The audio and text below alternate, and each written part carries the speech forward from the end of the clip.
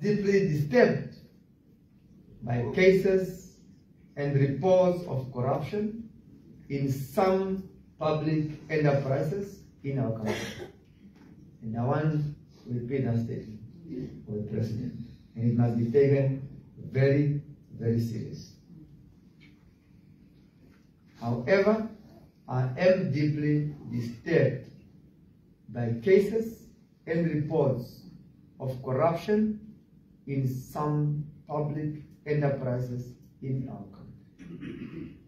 As I have indicated in my State of the Nation address, SONA, corruption diverts scarce resources from development and erodes public trust in public institutions, and thus must be viewed as treason.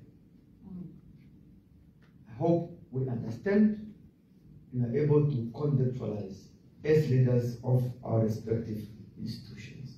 Very, very serious, colleagues.